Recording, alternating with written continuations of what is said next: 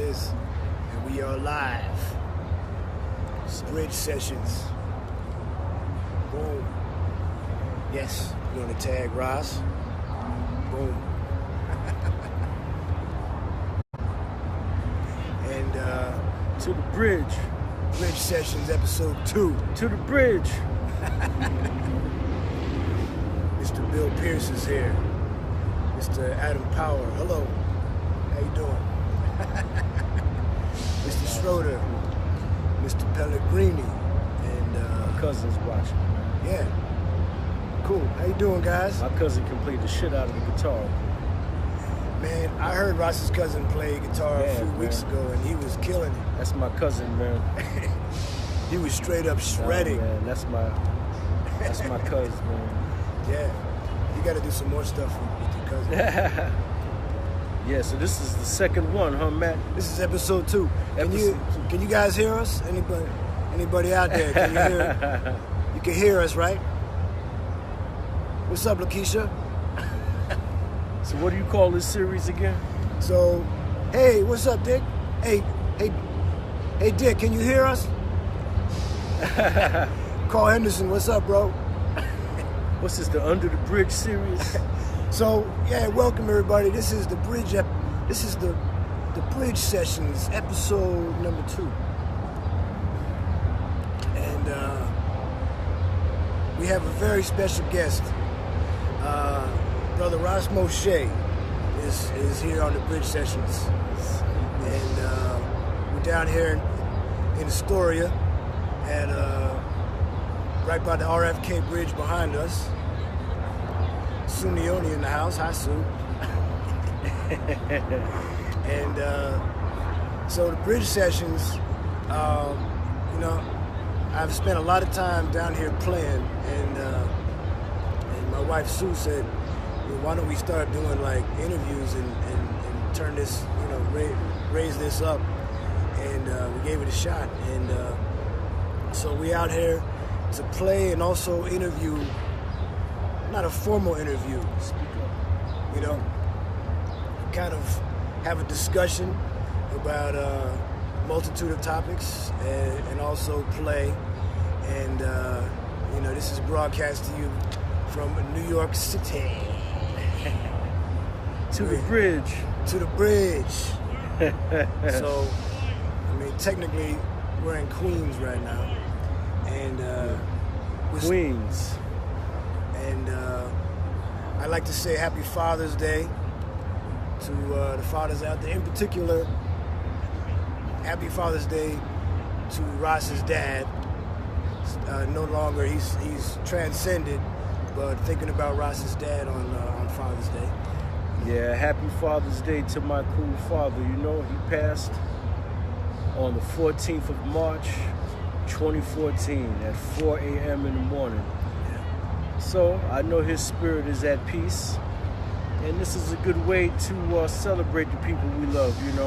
Music outdoors on a nice day, with some jazz, in the park up under the bridge, celebrating life.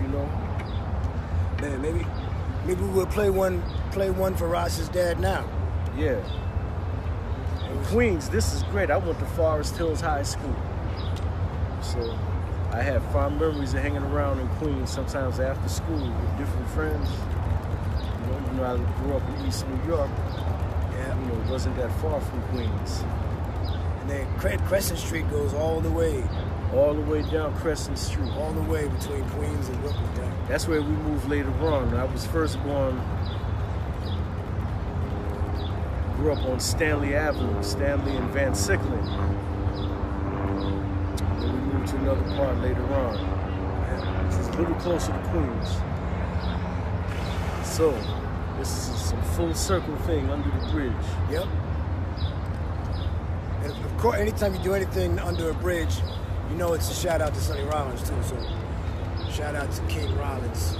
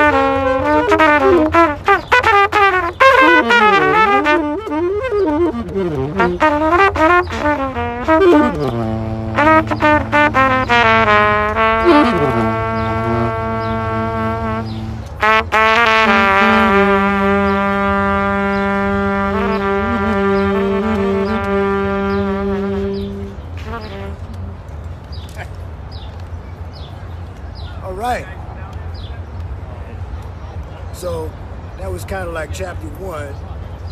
And so, Ross, man, I know you've been interviewed before. But let me just ask you a standard kind of interview thing that people might not ask you, like what are some of your earliest musical influences? I know you came up. I know your dad introduced you to the music very early. And what are some of the first things you remember? Even at like under 10 years old, I think you saw live stuff in live loft show. Started from literal childhood, as long as I can remember, because my father had a tendency to take me places when he was going to his own jam sessions or going to see people, especially at what was known as the East Cultural Center, 10 Claver Place in Brooklyn. And it wasn't a unique thing at the time, because as quiet as it's kept, this music was an entertainment source for the people in the community. Going to see jazz musicians play, that was part of what people did. So at the time, it was just part of everyday life. When you look in hindsight now, the way things evolve later, you see how much certain things stand out, even though the music never really stopped. That's the good thing about jazz, you have your memories, but then the newness in this music is, people coming up with new concepts all the time, and always things happening.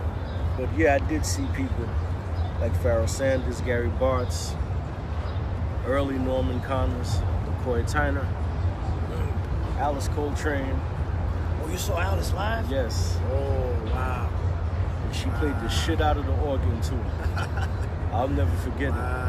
I mean, I was just a kid, I wish I was older now that I actually play music. I could have asked these great people some questions and stuff, but I remember the energy. I'm grateful for that anyway.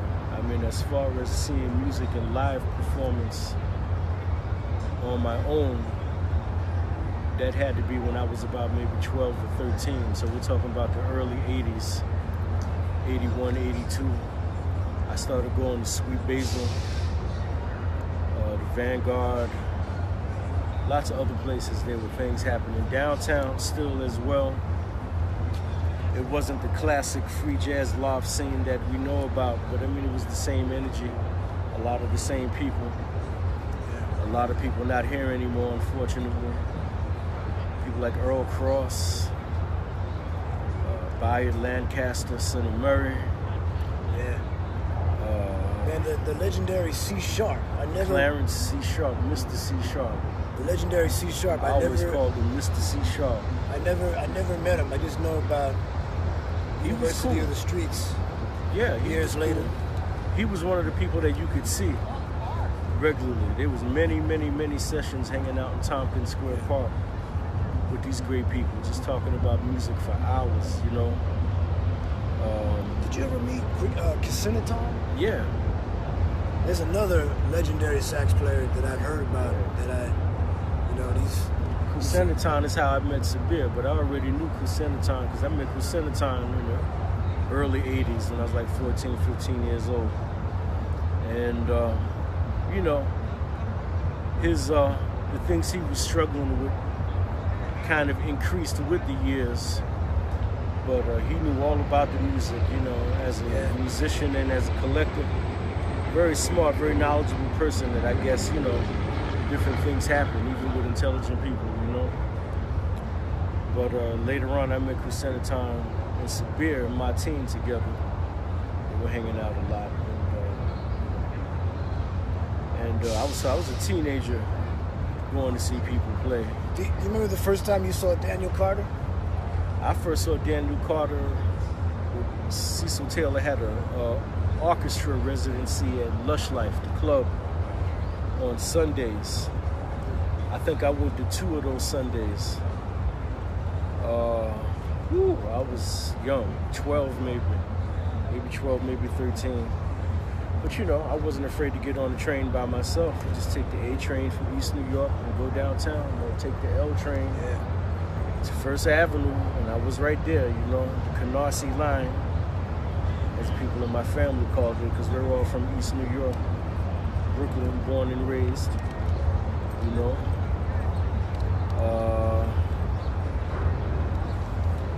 Yeah, I met Daniel, he was in Cecil's big band, as well as Frank Wright, Glenn Spearman. And Rafe was in that band? Rafe was in there. Great Rafe. Playing like mad, man. And then I saw Rafe maybe a couple years after that with Jimmy Lyons' band for the first time. And that was incredible. Yes. And that, you know, watching that band really influenced me. Because I was always listening to so-called free music. I mean, listening to jazz in general. I never viewed so-called avant-garde as outside of the jazz continuum.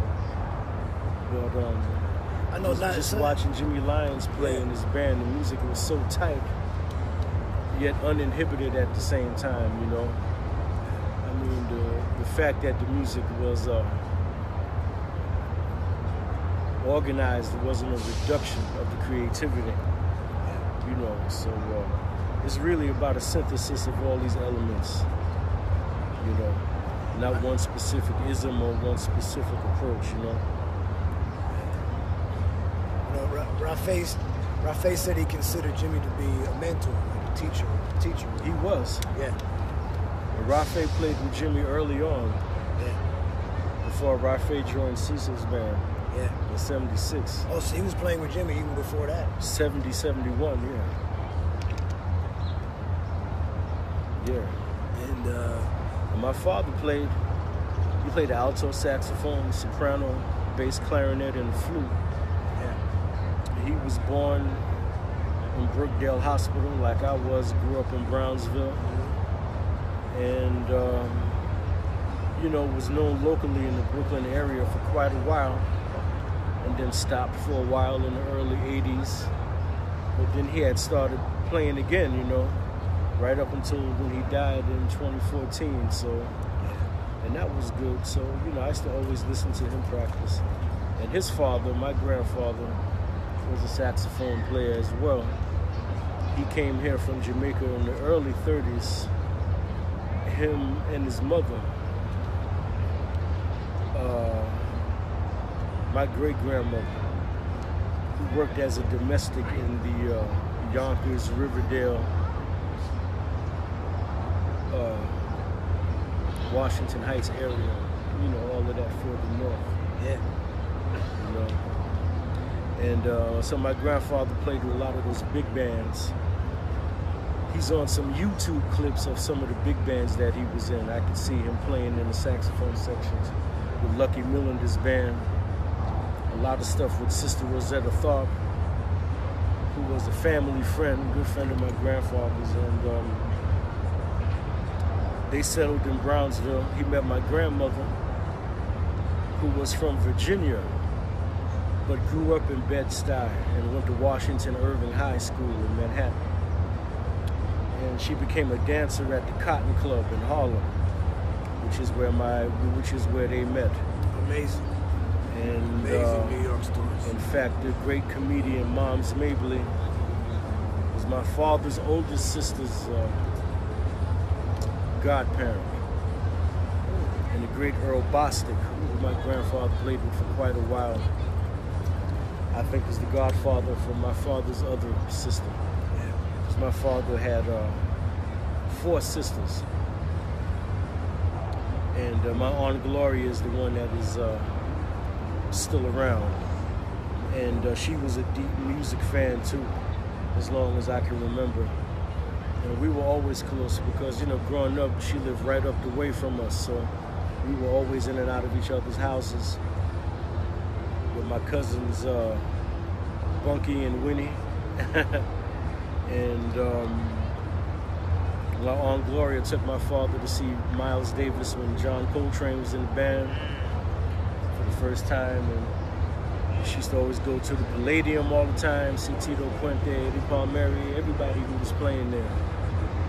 And all the jazz music, Horace Silver, Art Blakey. So that was their set, her and my father. My father and my Aunt Gloria. And So, I remember that, as a kid, they'd always be having gatherings at the house. They'd be partying, having fun. People unwinding from working all week.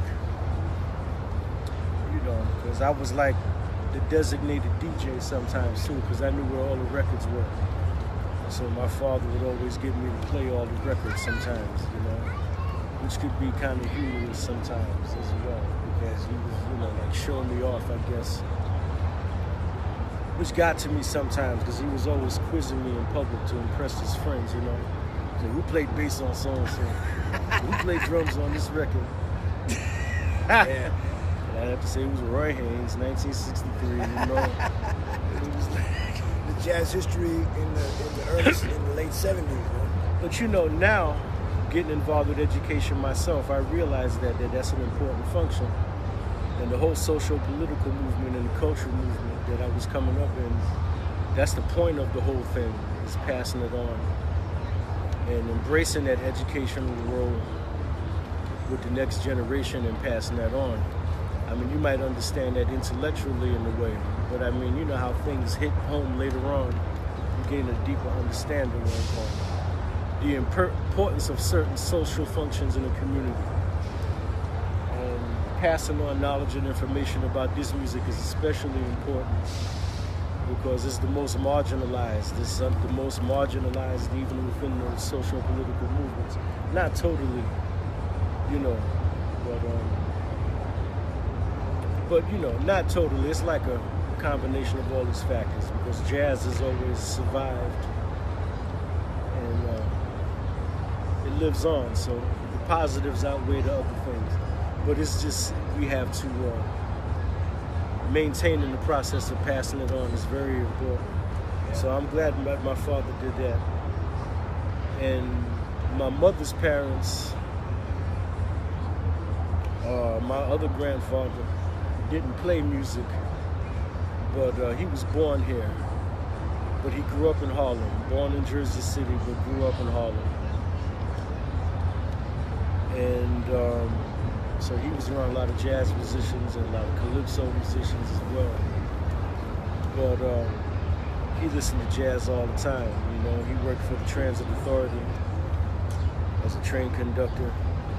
Then later on as some kind of supervisor, but he'd always be listening to KCR, listening to Phil Chapman stuff, and my father too, And we used to listen to records all the time because they ended up moving from Brooklyn to Long Island. They moved from Harlem to Brooklyn to Long Island, where they spent most of their life over there. So I spent a lot of time in Long Island too, out in Amityville.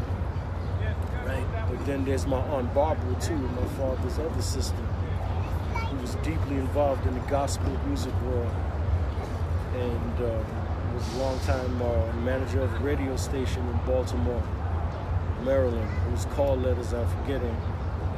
And she passed a couple of years ago as well. But my cousins, her children are still keeping the flame alive. My cousin, who just became a minister, Mr. Marshall Kenley Rush. My cousin Michelle, Shelly, who we used to call Shelly Stinking Wawa, Walter, and Sarah. And all my cousins, man. I love, everybody in my family on both sides.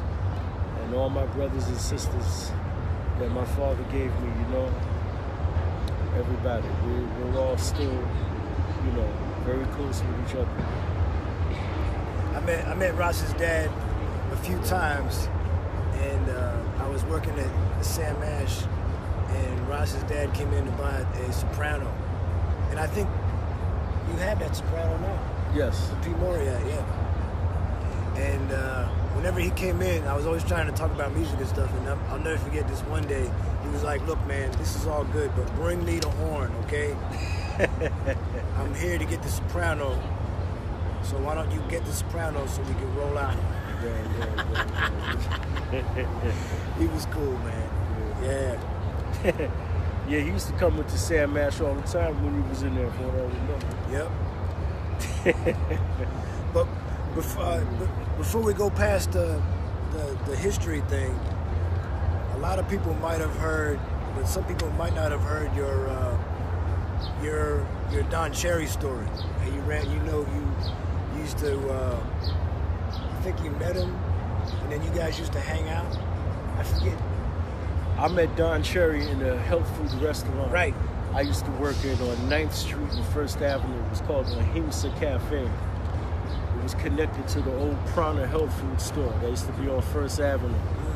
I think between 8th and 9th. A lot of people might remember that. If Raphael is watching, he will remember because he worked there for a long time.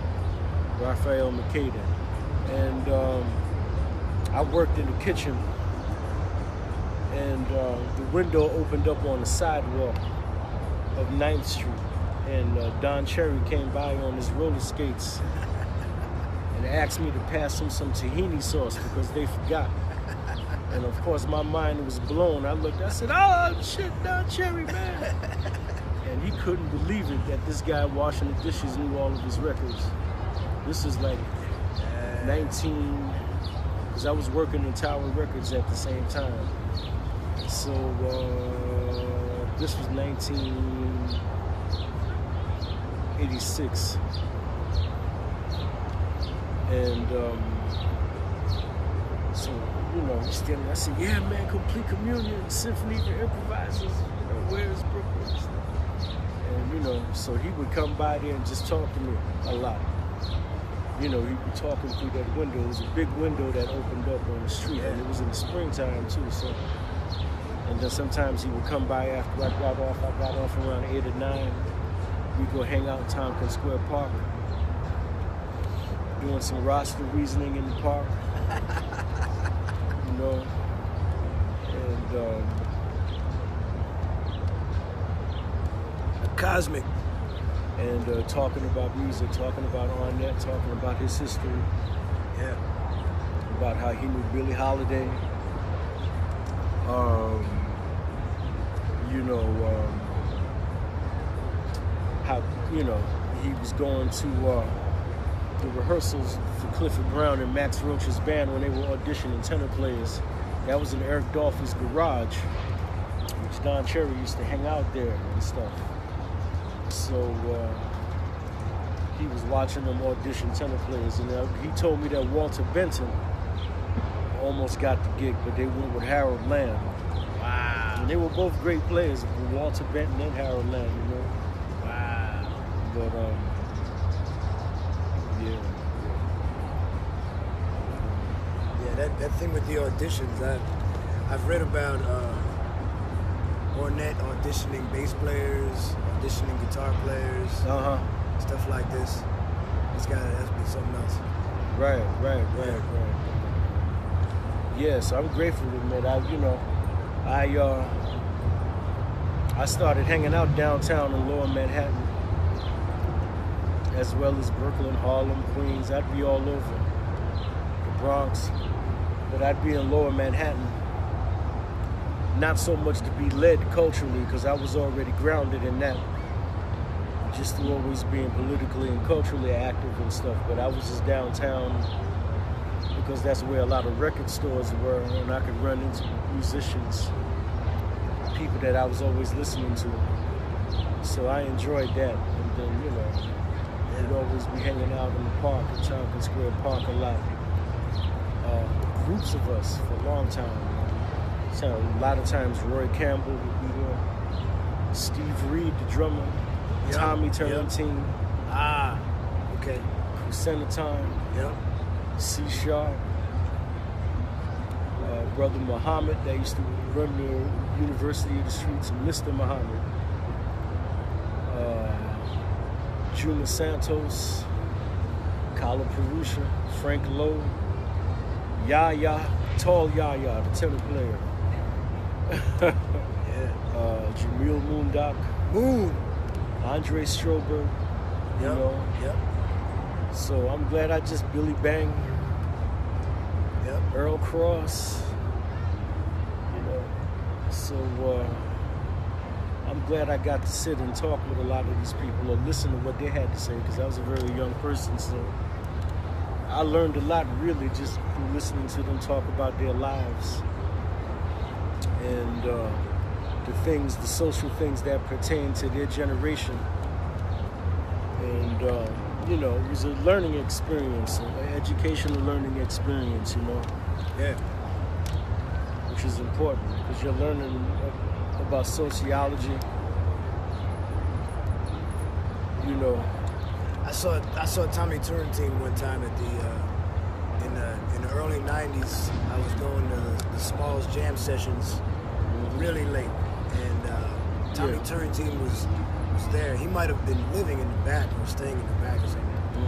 And in the middle of one of the sessions, Tommy came out and he shut the session down. He made everybody stop playing. He was like, everybody stop. And then he was like, look. He said, Clifford Brown needed only 2 choruses to say everything he had to say. He goes, if you're out here doing 15 choruses and you haven't made your point, then maybe you don't have anything to say. Which is hardcore. Yeah. But, sometimes those sessions, you do rhythm changes for an hour or something. Or stuff gets kind of out of control. But he came in and just served everybody. I see. Yeah. So when you hear Ross, Ross is part of New York City music history. It's part of Brooklyn history, New York history, and all the music.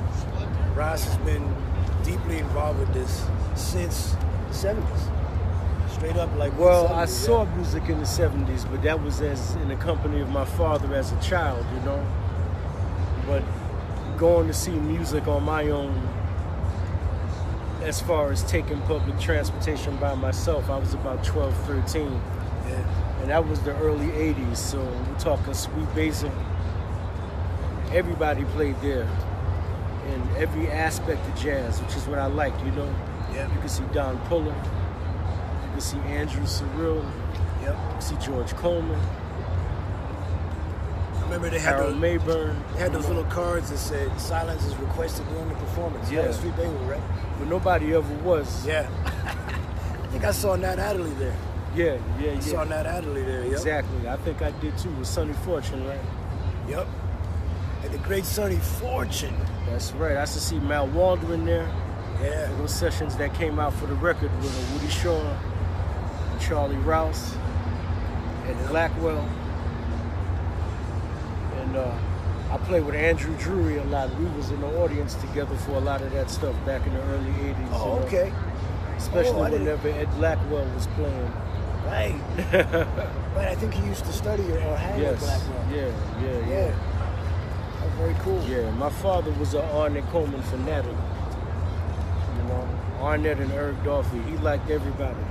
Yeah. And he liked a lot of the alto players from Chicago, like Anthony Braxton, Roscoe, Joseph Jarman. Even though he was a Brooklynite, I heard a lot of music from all over. He liked a lot of the Chicago music. Yeah.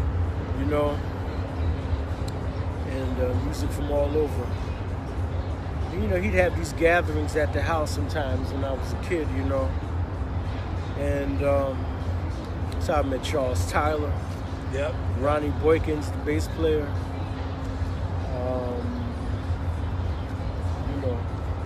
Hi. Yeah. And that was always, So you met Roy Campbell. So you started seeing Roy Campbell play probably in the very beginning. Yeah. This is a tenor saxophone. A tenor. No, that's a bass clarinet. Yeah, you're right. You too.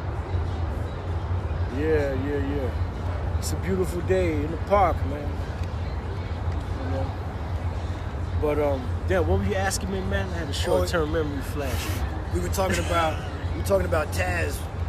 Oh, yeah. First time I remember the first time I saw Roy Campbell. My father and Roy Campbell were friends. Oh, okay. They played together a little bit in Carlos Garnett's big band. Okay. My father was in that band a little bit off and on called the Universal Black Force. A lot of different people passed through that band. They played at the East a lot. And but he knew Roy for quite a while. just from some other situations too, you know. Yeah. Remember the first time I saw Roy was on the cover of a CD called New Kingdom. New Kingdom, right. And I think it was on Delmark maybe. Right. And then the first time I heard him was at the original Knitting Factory with that group he had, Shades and Colors of Train. Right, but that was a good group, man. And I remember afterwards, there was after Roy played, there was a woman on the side waving a towel at him as if he was on fire and he needed to come back, you know, like she was gonna put the fire out because Roy had just set that place ablaze. I know he did. With one of these. The Shades and Colors of Train group, yeah. You wanna play some more, man? Yeah, man. All right, guys, this is the Bridge series, episode 2. Rastafari. And this is Ross Moshe and Matt Lavelle. We're gonna continue with some more music.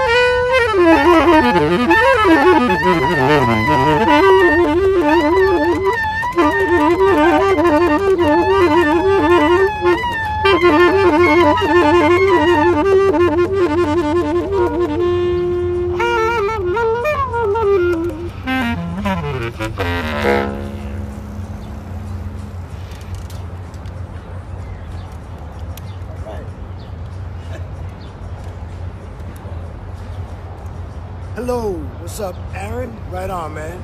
And this is the Bridge Series, episode 2, with Brother Ross Moshe. And it's music and interview. And thanks for joining us. I remember when I met Ross the first time at it's almost all the time that I've known Ross, he was, I guess you would say, part of the Breck Forum. And I saw it at 3 different locations. And it might have been before that, I'm not sure. The one when I met Ross was like 99 or it was 2000. It was on the 10th floor of this building in Chelsea, like 27th Street. 27th Street. 27th Street on the 10th floor. West 27th. That's where I came in. I remember the address.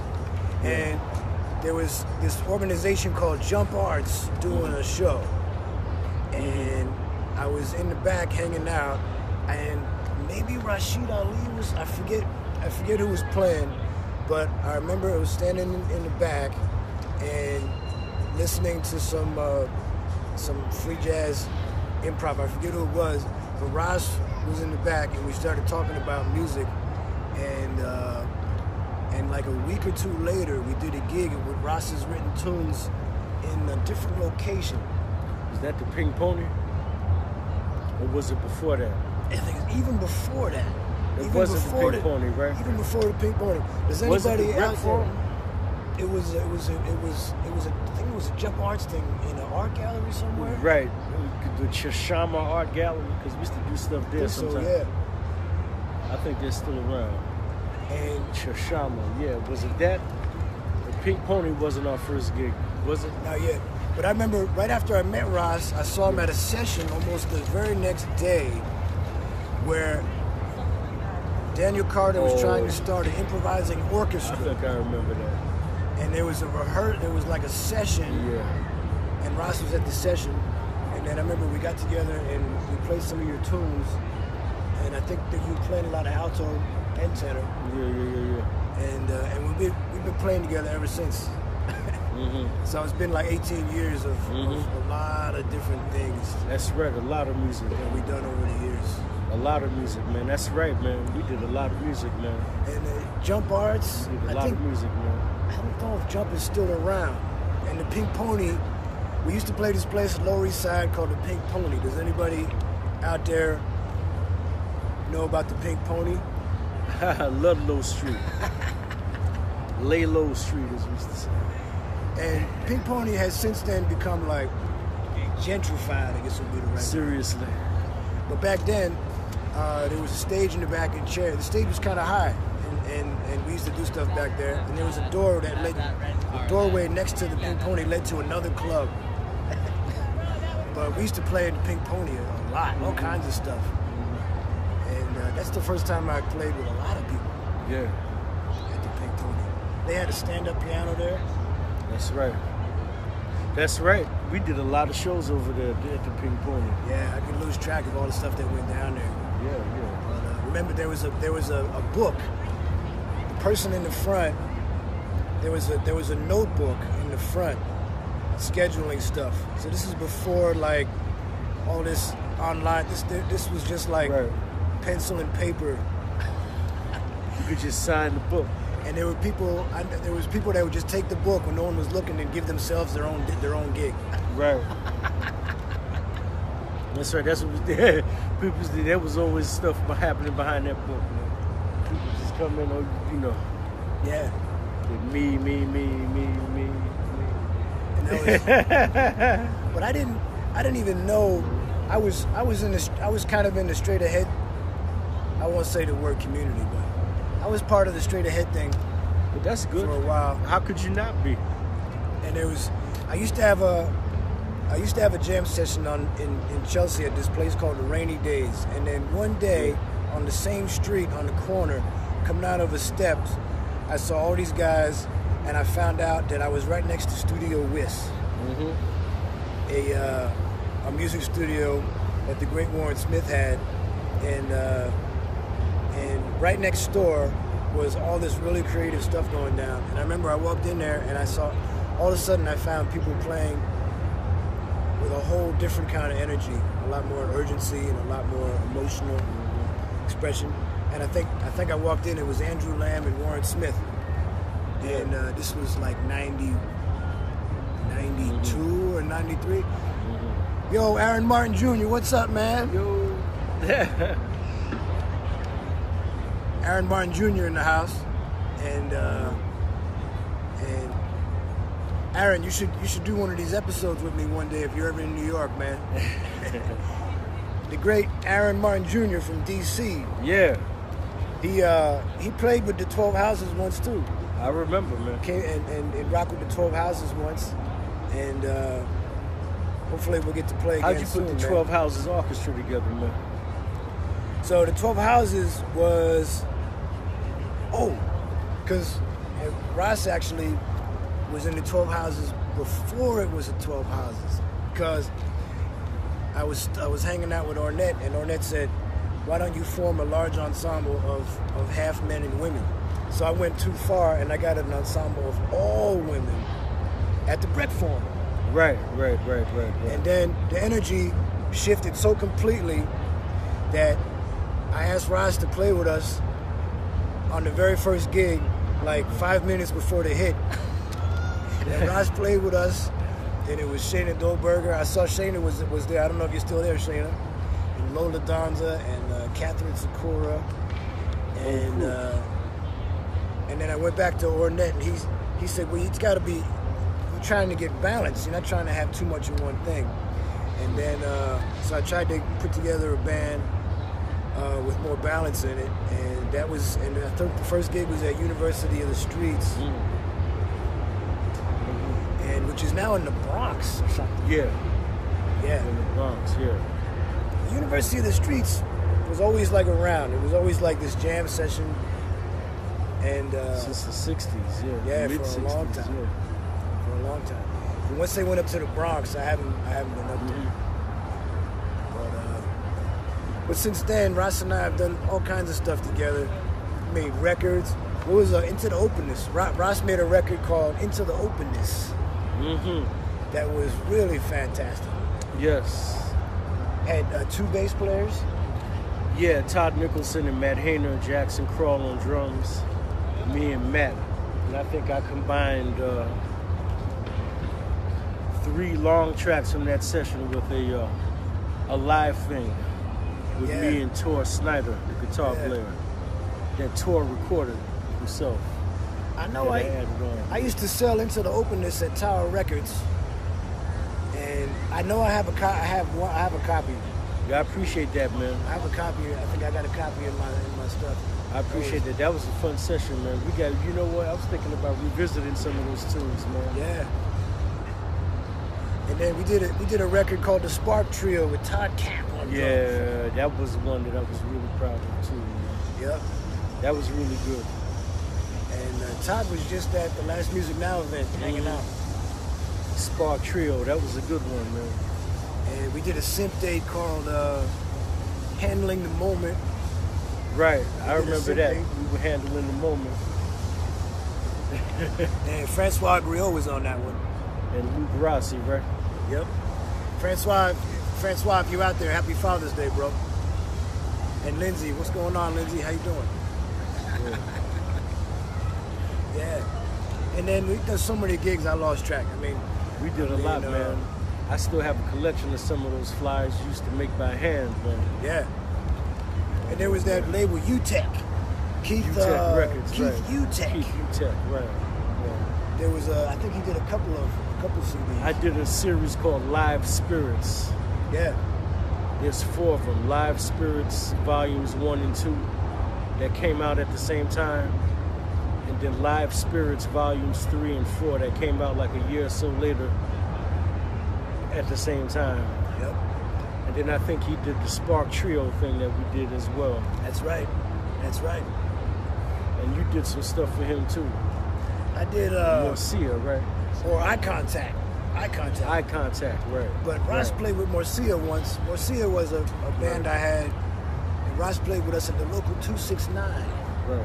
Anybody remember that place? Gone. You know, the places they come and they go. That was a good place, local 269, man. Yep. People were having fun in there, man. Yep.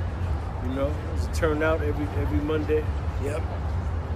People were playing, people were listening. It was nice, you know. Hey, right now, Stephen Gauchi's kind of got like that spot in Bushwick on Mondays. He's got like 30 musicians every Monday crashing the boards. That's right. We'll be It's there hardcore. tomorrow. Oh, you're gonna be? Who you playing with tomorrow? Jesse Dolman's band, man. Dave Sulison and Leonid Galaganov. So tomorrow night, you can check out Ross at the Bushwick Public House. Yeah. You look up Stephen Gauchi for more information. And then, man, your quartet, I remember your quartet on Transcendence. Yes. Yeah, that was a lot of fun. With Rashid Bakar. And, yeah, Rashid Bakar, Shana Dolberger, Dave Ross, and myself. Yeah. And we also did we did this, Charles Downs used to have a jam session in Brooklyn on Fridays, almost like a private session. Right, for a long time. On Fridays for 2 years. And we used to do music studio, it's called. Every Friday we used to play for a few hours. And we were really going for it. Right. We were ripping, man. It's called the Complete Music Studio. And Charles Downs was just on we just played with Charles again on Music Now event. Right. Was it just last week? Right. Yeah. Yeah, we've been doing a lot of good music, and that's important, man, to keep that kind of momentum going. Yeah. You know, that's part of what I remember. That's why I kind of started Music Now, the music series that I've been doing since about 98. Other places I was using the name, but it started at the Brecht Farm around 2000. Because I was already a member of the Noise Cabaret Collective. I joined about a year after that started. Maybe 2 years, maybe a year. But, And Barbara Birch, Uranium Ilonis, Kurt Goldschalk,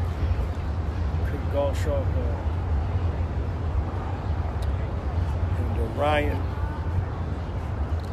And so I started Music Now to have like something going alongside of that. And then it also facilitated more musicians being able to play as well. Because it was all part of the same scene, you know. So we had the Noise Cabaret series at the Brecht Farm was very successful. A lot of that due to the hard work of Barbara Birch, who organized a lot of things we were able to do, even though it consisted of each person of the collective and their ideas monthly about who we wanted to bring in. And then later on up the road, we got a little bit of funding thanks to Barbara as well. But before that, we were doing an 80-20 split for the door. Right? And a lot of other groups weren't even doing that, where the artist gets the majority of the door. Yeah.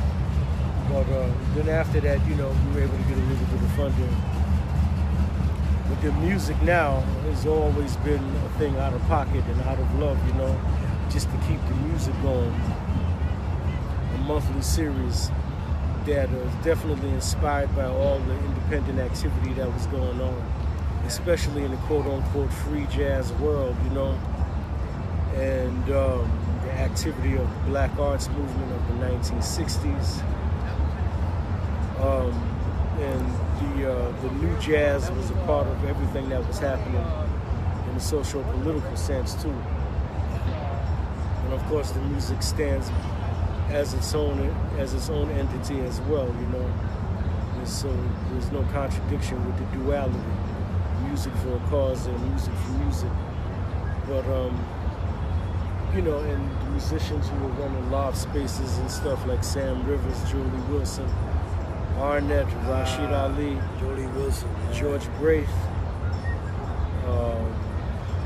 There was Jazz Mania on 23rd Street, Mike Morgenstern's place, Barry Harris and Jazz Cultural Theater. Right. A lot of places on the Lower East Side, you know, Studio Henry and Black Beans and Inroads, the Lower Manhattan Ocean Club, and a lot of other places. So, you know, I view what I do every month as a continuation of all of that.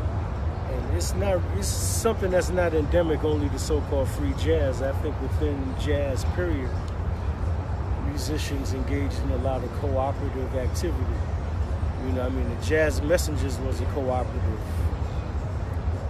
before it became Art Blakey and the Jazz Messengers proper. You know, Horace Silver would find a gig, or Art Blakey would find one, or Doug Watkins would find one, or Kenny Dorham, and they would say, you know, here's a space, you know, they're gonna let us play, and you know, Charlie Parker and Ted Jones, the poet, used to live in the loft together with Art Blakey, and they used to do stuff, put on shows with Jackie McLean and stuff, and even predating the Black Arts in Harlem, it was the African Jazz Arts Society that was coming out of Alumbe Brath, who's now a great ancestor, and his brother Kwame Brathwaite.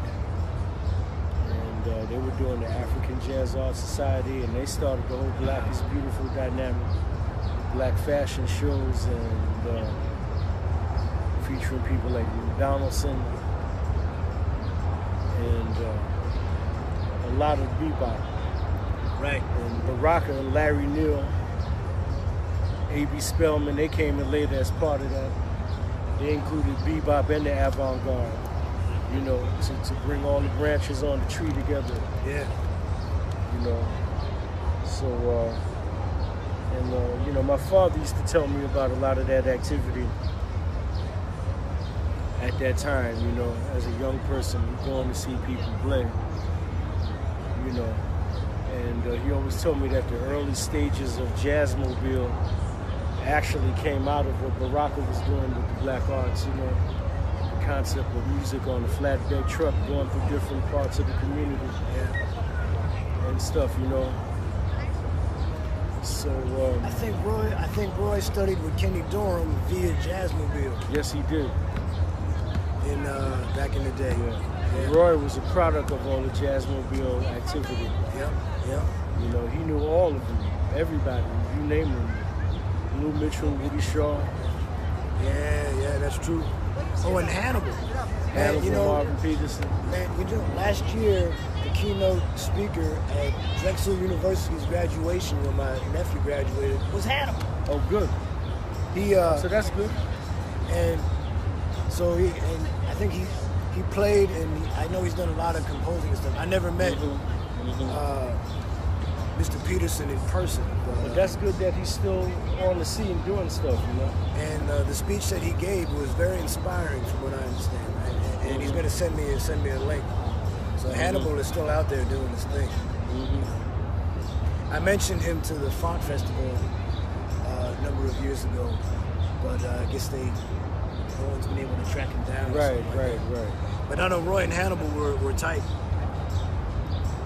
Roy used to tell a story about playing with Hannibal where they would keep going higher and higher. Right.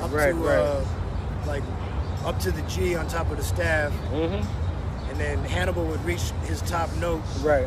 And then Roy would go like another third or fourth above into the most extreme high register that exists. Right. Like straight up Cat Anderson territory. Exactly. And then he would be looking at Hannibal, and Hannibal would be like, "All right, man, I'm out." You know, that G above the staff is kind of like you know, the top of the mountain for most of us. Right. But not for Roy. Roy could just go to the top of the mountain and just keep going even higher into space. Exactly. So, but everything that Ross mentioned, you can see that there's like it's not like the Loft period was like a book on the shelf and it's over. You know, Ross has been producing and making music happen all these years. There's still people working hard, doing what they got to do to keep music happening by any means. And we're still doing that. Even this right here, the Bridge Sessions, is in that vein. I mean, we're in the digital age now, but trying to get something happening, you know, and continue to have life flowing through the music, because the music is certainly full of life, you know. I'm glad you're doing that, man. I'm glad you're doing it. It is important, man. That's what you just said, you know. That's why I wanted to keep that tradition alive of organizing, you know. And I just graduated last Thursday. I'm a college graduate, just finished my bachelor's program. Congratulations, man. Thank you, brother. Whoa. And I wrote a lot of papers about music from a sociological perspective. Something that I'll probably share soon. And you just on social media or whatever. A lot of papers about music and along the lines of ethnomusicology as well, you know. And you just did you were just involved in a seminar. Was it at John Jay College? Yeah, it was called the Left Forum, which they do every year. A discussion of I these did a panel relationships. discussion. Yep. It's called Jazz and Self-Determination, a Social History. Yep. And just a few months before that, Ross interviewed, not so much interviewed, well, yeah, it was a group interview for Winter Jazz Fest, and Ross interviewed Archie Shepp. Right, I interviewed Archie Shepp. That was an honor, man. The great Archie Shepp. For the Winter Jazz Fest, and that was really great. That was thanks to Greg Tate. He was scheduled to do it, but I think there was some overlap. So, that was really a great being event. one of his proteges and students, the student had to come in and show what he learned. Yep. From reading all of Greg Tate's articles and listening to him talk all the time and reading his stuff, just continuing the tradition and everything. And the interview with Archie was really something else. And I remember you asked him about Harlem in the 60s, seeing Malcolm X give a speech, and Archie told an incredible story about Archie speaking in Harlem at the height of the civil rights movement, which I would say is civil rights thing obviously continuing to this day more than ever. So, wanna light it up with some more music? Yeah. All right, guys, what's up, Oscar? How you doing, Howard? This is the Bridge Sessions, episode 2. To the bridge. To the bridge. To the bridge. And once a week, this is episode 2. Once a week, I'm going to be inviting a guest to come out here and talk about music and play. And so far, we've been blessed with 2 beautiful days. This is the RFK Bridge behind me, and we're out in Astoria, New York City. And we're going to play a little bit more.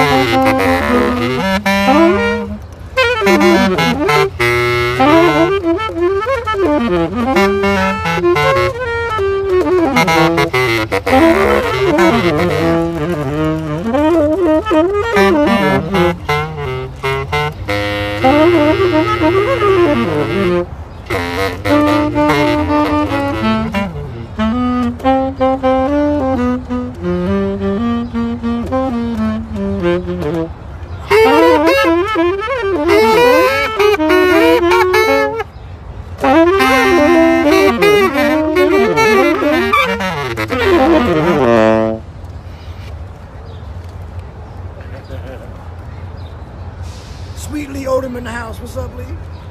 Yeah. So this is Ross Moshe and Matt Lavelle on the Bridge Sessions, session 2. And we're playing and talking about music and going through all kinds of stuff. And I was out here in the park last night, and usually people ask me to play tunes they might be familiar with, and I'm never going to play Ned Sheeran tune on bass clarinet. It's just not going to go down. But three people asked me for the girl from Ipanema, and I said, how about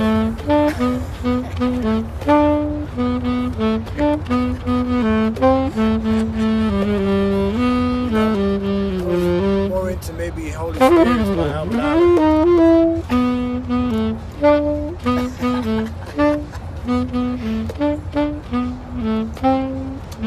But as Chris Forbes suggested, the Archie Shepp version of Girl from Ipanema is a little more like our speed, I remember that one from Fire Music. Speaking of Archie, I also know Archie from coming by Roberto's Michigo Winds, where he got a tenor recently, and man, Archie Shepp is really an incredible person, and he's one of those people, like when he talks to you, he's looking directly at you, and This is picking up your voice, man. Yeah. Oh, cool.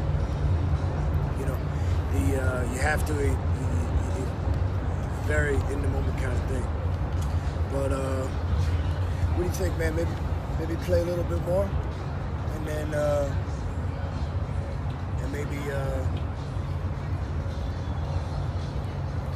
Yeah, man. But this is a nice day to play music. Right up under the bridge out into the park. Yep. Apparently, we're right by some car show of some kind, which is good. People are checking stuff out. Strolling through the park on a nice day. The weather's nice.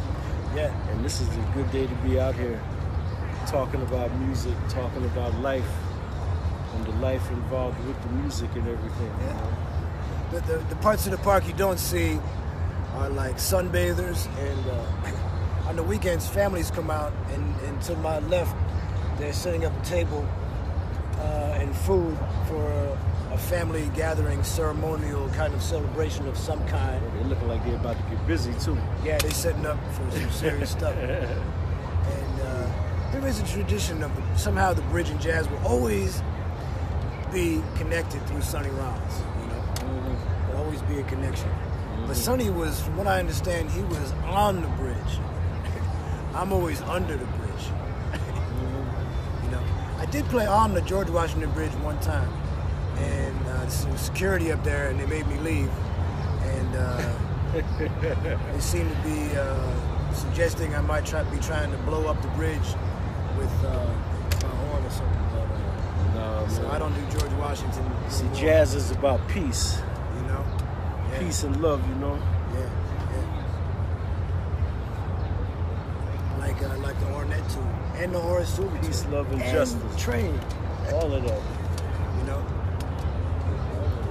I know everybody's waiting on this new Train record about to come out. Yeah, that's supposed to be coming out. I'm looking forward to that. Did you hear that one track with Soprano? Yeah, man. I was just listening to that, man. Some burning stuff. Yeah, man. I hope they give up everything, all those tapes that people have, because the music is still there. Yeah. That's what they need to do. Rise gets down on soprano too. Soprano sax is really something else. Yeah, I didn't bring it this time, and I got to bring it next time. Sabir has one, and Daniel has one. Sweetly Odom is destroying it on soprano sax. Yeah. And I think that's all the soprano players I know. Right.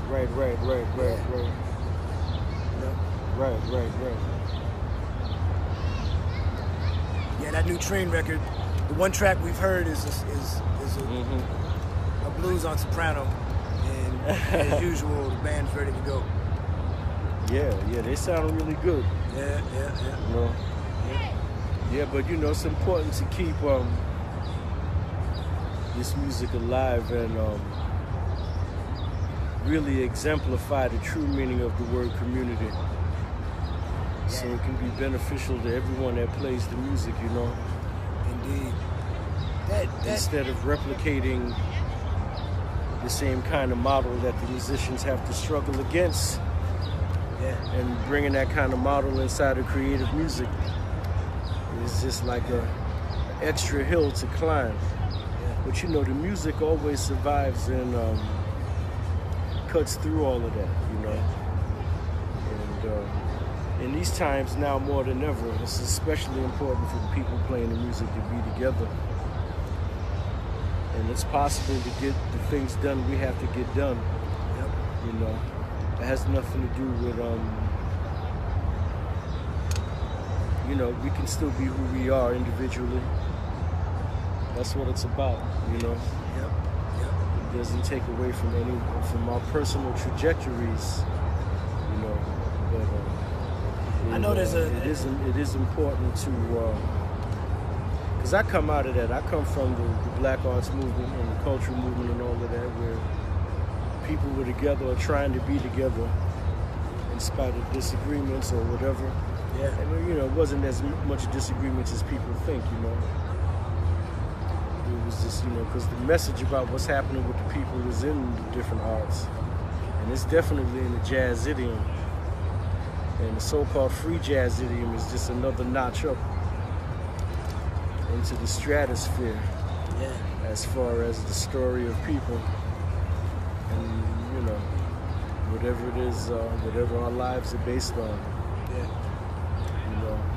And even the internal questions within the music itself in reference to what people can understand or can't understand, which is kind of at this point an outdated conversation, because so-called free music or free playing has become assimilated as part of the jazz musical landscape, like anything else that's controversial in the arts. It starts out being kind of maligned and then it becomes accepted. So and this music is no different. And, but I never had, I gravitated to, the so-called free areas, what they call it, in my own musicianship. But I never viewed it as being outside of the jazz continuum. Yeah. To me, speaking for myself, it is part of that. Even though my personal calling, as far as my own expression, was really coming out of what was happening in the 1960s. Yeah. Not so much either to emulate personalities or to emulate totally what people did, even though you can hear influences, especially since I'm coming from the younger generation. There's been so much music laid down. There's a lot of things to draw from at this point. But the freedom in music is the pathway that will help you to find whatever it is you have to say within the music. Right. Even as a parallel dynamic with all the things that influenced us,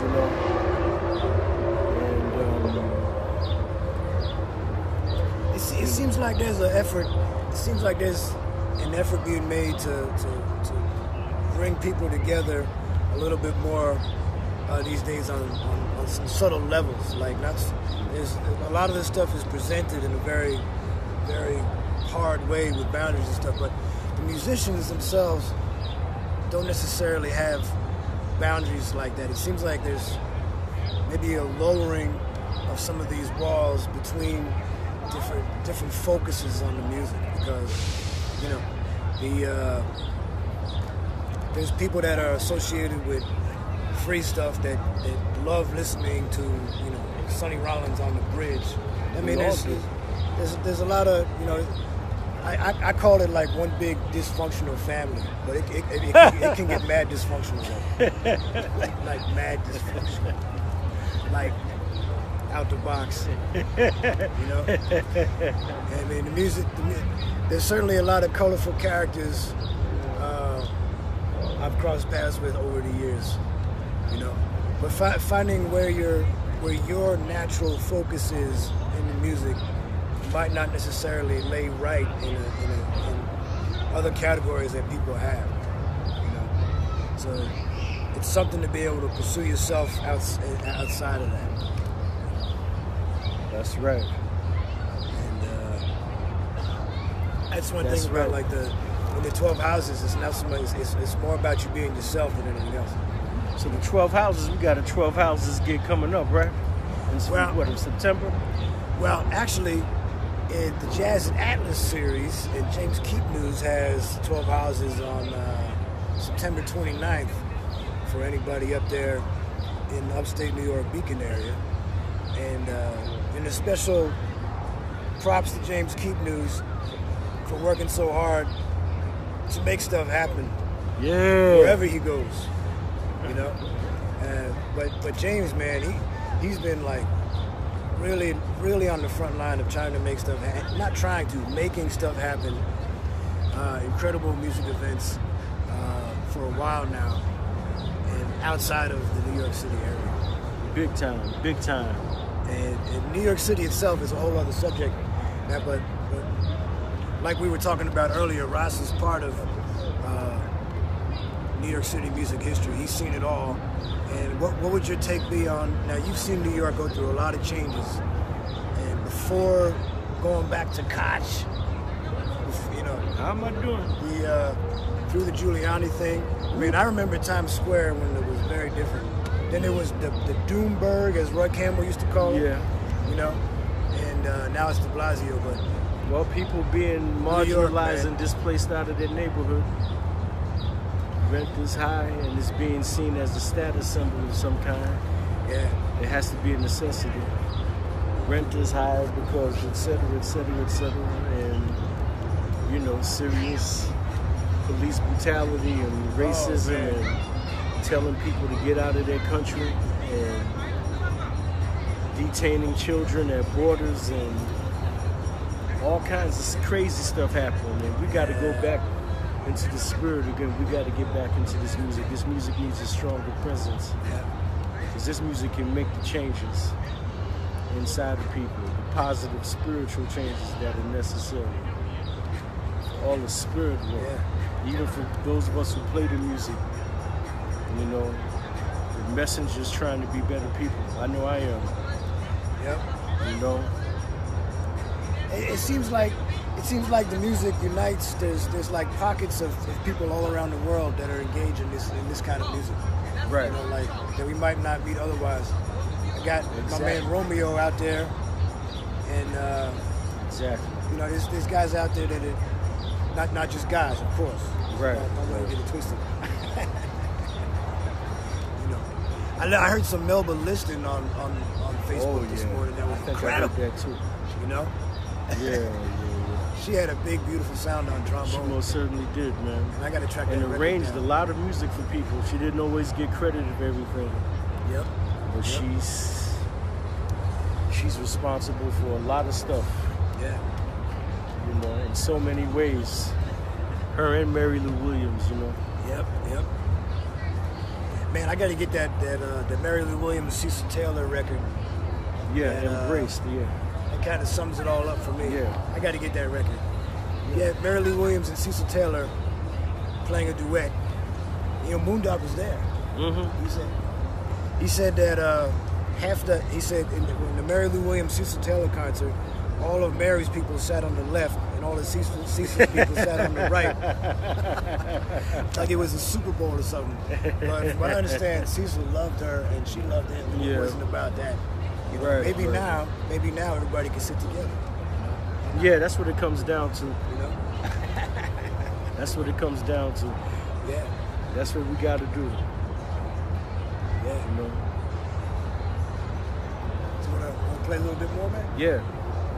Got to be together. We got to come together. We got to be together. We got to organize. We got to be together as a people and be together as creative artists and as creative jazz musicians. We have to be together. We have to be organized. Okay? And we can't be engaging in these little chicken shit paradigms that we do to each other. Exactly. Especially within this cultural force, which is the voice of the people, the story of the people. Yep. And it's not just something to be used for self-aggrandizement. You know? Did I say that right? I think I did. You know? That's what I learned from all the elders that I hung out with. You know, because I didn't really hang out with anybody my age, you know. I was always with the adults because they were always playing jazz records and talking about the movement. And that was one of the things that they always stressed. was the importance of the progenitors defining the narrative and being together. Yeah. Okay? Socially, politically, musically, artistically. Right. Okay? With whatever ism you're following, with whatever kind of mythological direction that is speaking to you. Let me take that back, because I don't insult people's faith like that. Faith is very important, especially now. I think we need to go back into the spirit because of all the crazy stuff going on. We have to balance that with being politically aware of things that were part of the capitalist system, things that were utilized to make people more malleable in the head, you know? Because the enslavement of people is what set capital in motion. It wasn't just a sideline or a momentary bad part in history. It is the reason capital exists. Slavery and exploitation of workers of the working class. Displacement and theft of women's land. Keeping them down and subordinate. Targeting so-called immigrants when this country is built on immigration, which is pure hypocrisy. Okay. All those poor people that were fleeing Europe, fleeing that market system that just got imposed on them, coming here to the Western Hemisphere with immigrants, and promptly revisited the way they were treated on the native population. They didn't hold Melania Trump at the border for processing? Right. How come Melania didn't get held at the border for processing? What's up with that? But you know, I still believe, I think positive, I keep a positive trajectory. So that's how I live in general. So there's people organizing, putting on shows, doing festivals all over the place, playing some good music and doing things. And it's all very inspirational. That's why I do what I do. You know, to see everybody who's so enthusiastic about keeping things going, you know. And at the same time, we got to be together in the midst of all of that, because that's what's going to push this stuff forward. Yeah. I hear that. So unity can defeat the power of division, you know, so it's like solidarity. Right on. The forces of division are stronger than ever. You know, all power to the people. I mean, we're down here dividing each other. Even in the music community, we're gonna separate and divide ourselves. No, we can't do that. You know, so we got Republicans and Democrats, like musically. I mean, come on. If you involved in art, then you're involved in the positivity that can bring us through and over and past all this super dark, weird, strange ignorance and negativity. I mean, so we're gonna keep playing. There's a good darkness too, because light comes from darkness. Right. That's what Sun Ra said. We come from the outer darkness. Yeah. All right, guys. Well, we're gonna play a little bit more, and then we're gonna wind this episode of the Bridge Sessions down, and appreciate your time on this Sunday. Happy Father's Day. Happy Father's Day. I want to give a happy Father's Day to the memory of my father. Yep. You know, he passed, like I said earlier, on the 14th of March, 2014. Yep.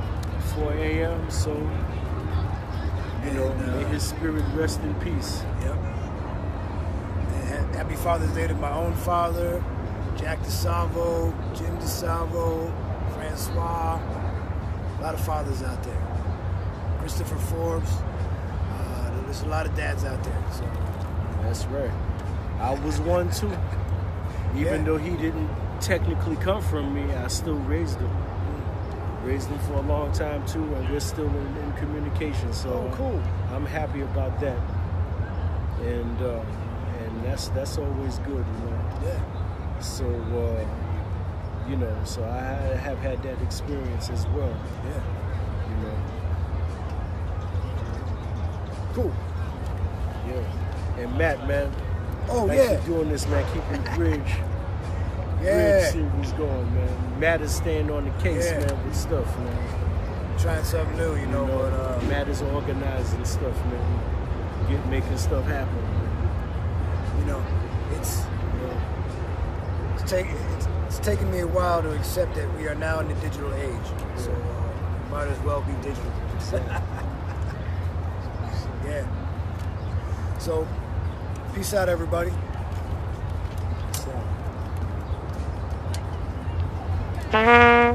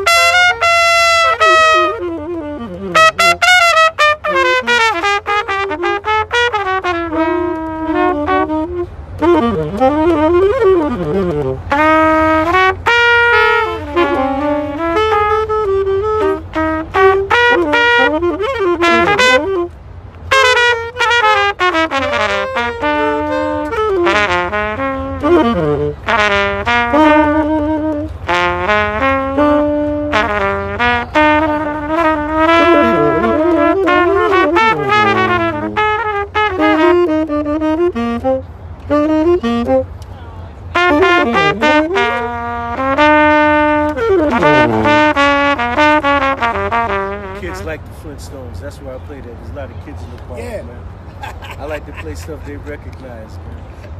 I used to love the Flintstones, man. Yeah, man, that was my joint, man. From 74 to 79. He was Fred's boss, man. Mr. Slate. That was my man, man. Yeah. And Fred, he was like this big and shit. He always wanted to get a raise from Mr. Slate. Mr. Slate, I know, man. Mr. Slate was always being stingy with the pay. Mr. Slate was always fronting on Fred, man. you know. Yeah.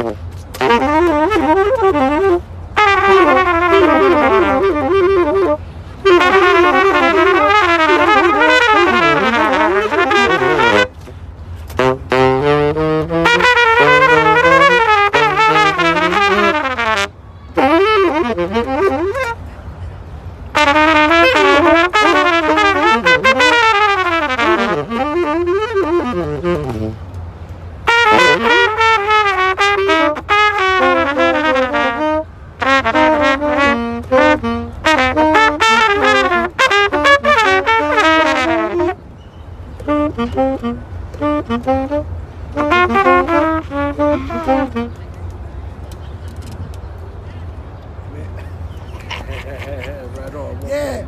All right. All The right. Bridge, man. So who you got coming up for number 3 for the Bridge series, man? So episode 3 coming up next week is Jack DeSalvo, Okay, cool, man. guitarist, mandoloist, banjoist, cellist, and the creative and well, he is Unseen Rain Records, and he is Unseen Rain, straight up. He is the creative force behind Unseen. We're gonna rap about that too next week and all kinds of stuff. So once again, we'd like to thank Brother Ross Moshe for coming out to the Bridge Sessions. June 29th at Shoal Street Studio. June 29th. I'm doing an ensemble Music Now. with Matt, Leonid Galaganoff, Devin Waldman, And tomorrow night at the Bushwick Public Lee House. Oldman. And, Lee Odom, and tomorrow with Jesse Dolman at Bushwick Public House. And Ross Moshe at The 24th, I'm 29th. going to be in Cambridge, Massachusetts. Okay, yeah, Next weekend, playing at the Outpost. cool. What's With up, Rob? Luther From Gray. the Outpost. Rob Chalfin, Yep, Luther Gray, Damon Smith, and Glennis Loman, and myself. very cool. If you're in play. Cambridge, you must know about the Yeah. Outpost, and if you don't, find out. That's right. Outpost 186. The Outpost really is a true outpost. It's like Yeah. it's out there in the front line, and there's been incredible stuff happening over the years at the Outpost. Shoal Street Studio on the 29th. Michael Moss Big Band, Rocco John Iacoboni Ensemble. It's like a whole series of CD releases and recordings Man. that people ask me to be on. It seemed like almost So I'm 40 returning the musicians. favor. Maybe like 40 plus musicians That's will right. be in the house. Doing nights On of this music day. for everybody Yep. that who's recording that I have been on recently. And the future ones in July 24th at the Brooklyn Commons is with Manna for Thought. Nora McCarthy, Don Manassi, and myself, we just put out a release. And that's going to be one of many, many, many to come. Yep. Coming up as well. So once again, thanks a lot, and we'll see you in Music Land. Peace out. Peace.